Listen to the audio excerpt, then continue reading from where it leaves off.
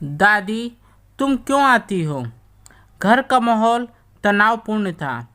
गरिमा और उसके पति सुलेख के बीच के चिक-चिक से उनके दोनों बच्चे 8 वर्षीय गौरव और 6 वर्षीय मिंकी सहमे सहमे से थे।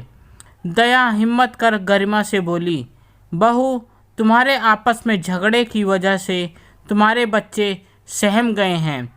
बच्चों के लिए ही सही, आपस में झगड़ा बंद करो। रहने दीजिए ये चिकनी चुपड़ी बातें, अपने पास ही रखिए।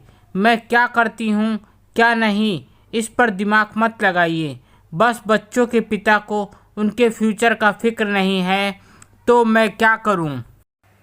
गर्मा की झिगड़ी भरी बात सुन दया चुपचाप अपने कमरे में आकर बैठ गई। दया की स्थिति बड़ी विचित्र थी। पति के बाद बच्चों ने उसका रहना एक समय तक नियत कर दिया था। 3 बेटे थे।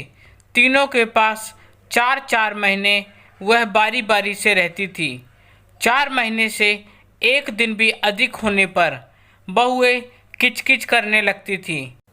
दया जिस भी बेटे के घर जाती, स्वागत उसके नसीब नहीं होता। वह चुपचाप पहुंचकर अपने लिए रखे गए खाली कमरे में शिफ्ट कर जाती थी। बच्चों से मिक्स होने की मनाही थी। बच्चे अपने कमरे में उन्हें देखने के लिए झांकते रहते, फिर आपस में बातें करते हुए कहते, वह दादी हैं, पापा की मम्मी। क्या अपने पौत्र पोतियों से उनका इतना ही परिचय है? क्या उनका स्नेह अपने इन नन्हे मुन्ने पोते पोतियों को नहीं मिलना चाहिए? क्या उन्हें अपने पोते पोतियों के साथ खेलने का सुख सौभाग्य नहीं मिलना चाहिए? आखिर उनमें क्या कमी है जो कोई भी बहुएं उन्हें साथ रखना नहीं चाहती? दया का इतना ही दोष था कि उसके पास अपनी कोई संपत्ति नहीं थी। संपत्ति के नाम पर एक जर्जर घर था जिसमें वह अकेले नहीं रह सकती थी। सच पूछा जाए तो दया का ध्यान अपने तीनों बच्चों को योग्य बनाने में था। शायद इसलिए वह घर बनाने पर जोर नहीं देती थी। जब तीनों बच्चे बन गए तो पति धर्मशंकर भोले थे, बेटों का पैसा नहीं छूना है। तीनों बेटे अपना अपना मकान या फ्लैट में लेंगे, उसके बाद उनके सहयोग से घर भी बन जाएगा। मगर वक्त मनुष्य के इच्छानुसार बैठा नहीं रह सकता, ना ही लोगों का विचार जो घड़ी घड़ी बदलता है। एक एक कर तीनों बेटे की शादी के बाद ही धर्मशंकर भगवान को प्यारे हो गए। दया बेचारी जर्जर घर में अकेले रह गई। इंसान हमेशा आलोचना से डरता है। अकेली दया उस जर्जर घर में रहती भी तो उसके बेटों को उसका खर्च भेजना पड़ता, और मासिक खर्च भेजना किसी के भी पत्नी को पसंद नहीं था। फिर समाज के ताने का भी डर था।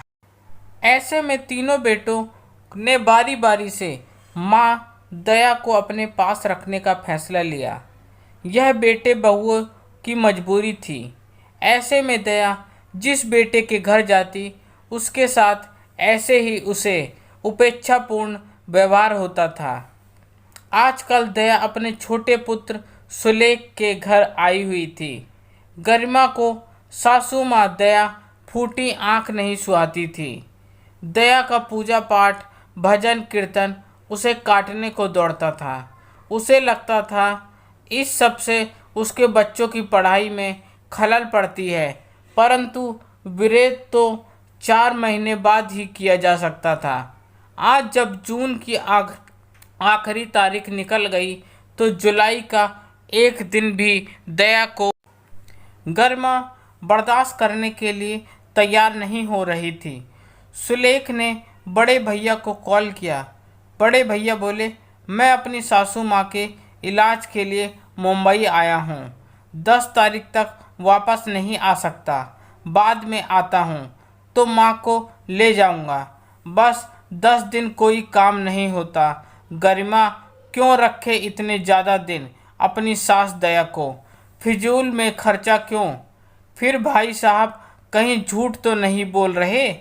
क्या माँ को साथ रखने से ज़्यादा ज़रूरी सास का इलाज था? उनका साला नहीं था जो वह सासू माँ को नहीं ले गए। 10 तारीख को भी टिकट नहीं मिलने के कारण जब जेठ जी नहीं आए तो गरिमा का सब्र का बांध टूट गया। अपने पति सुलेख से झगड़ते हुए वह बच्चों के सामने ही बोल पड़ी, आपकी माँ यहाँ क्यों आती है? ससुर जी गए, वह भी चली जाती तो अच्छा होता। उनके आने से हमारे बच्चों पर बुरा असर पड़ता है। मम्मी के मुख से यह वाक्य सुन बच्चे दादी को घूरने लगे थे। वह दादी से और रिजर्व हो गए। आज बड़े भाई का कॉल आया कि वे लोग मुंबई से आ गए हैं। गरिमा के दिल को चैन मिला। दया को दूसरे दिन जाना था। सुलेखा माँ को साड़ी देना चाह रहा था। वह गरिमा से पूछा। गरिमा बोली, ठीक है, इस बहाने मैं भी अपने लिए कुछ ले लूँगी, कहकर पति पत्नी मार्केट निकल गए। बच्चों को दादी से बात करने की इजाज़त नहीं थी, परंतु गरिमा के जाते ही बच्चे दादी के कमरे की तरफ बढ़े। अपना सूटकेस सताती हुई दया बच्चों को देख पुचकारने लगी। दोनों बच्चे दादी के सीने से लग गए। दया बोली, मैं कल तुम्हारे बड़े पापा के पास जा रही हूँ, पता है? बड़ा गौरव बोला, मुझे रोकोगे नहीं? दया हंसकर बोली, नहीं। छोटी मिक्की बोली, क्यों? आपके आने से मम्मी पापा में झगड़ा होता है। हाँ दादी। गौरव मिंकी की बात काटते हुए बोला, दादी तुम क्यों आती हो? तुम्हारा अपना घर नहीं है? मम्मी तुम्हें पसंद नहीं करती हैं। अब फिर कभी मत आना दादी। बच्चों के मुख से ऐसी बातें सुन दया हतप्रभ रह गई। बच्चों के प्रति उमड़ता स्नेह को वह नियंत्रित कर बोली, मैं अच्छी नहीं लगती हूँ तुम लोगों को? दादी तुम तो बहुत अच्छी हो, परंतु मम्मी तुम्हारी इंसल्ट करती हैं। फिर जब तुम्हें तुम्हारा आना पसंद नहीं तो तुम नहीं आओ। तभी दरवाजे की घंटी बजी। सुलेख और गरिमा वापस आ चुके थे। गौरव और पिंकी अपने कमरे की तरफ भागे। दया चुपचाप सूटकेस बंद करने लगी। दूसरे दिन दया ऑटो पर सुलेख के साथ बैठकर स्टेशन के लिए निकल रही थी। बच्चे दादी को बाय बाय कर रहे थे। गरिमा सासू माँ का पाँव छूते हुए बोली, फिर आइएगा माँ जी। दया कुछ नहीं बोली, सिर्फ फीकी मुस्कुराहट के साथ हाँ में गर्दन हिला दी। गरिमा की बात सुन बच्चे एक दूसरे का मुंह देखने लगे।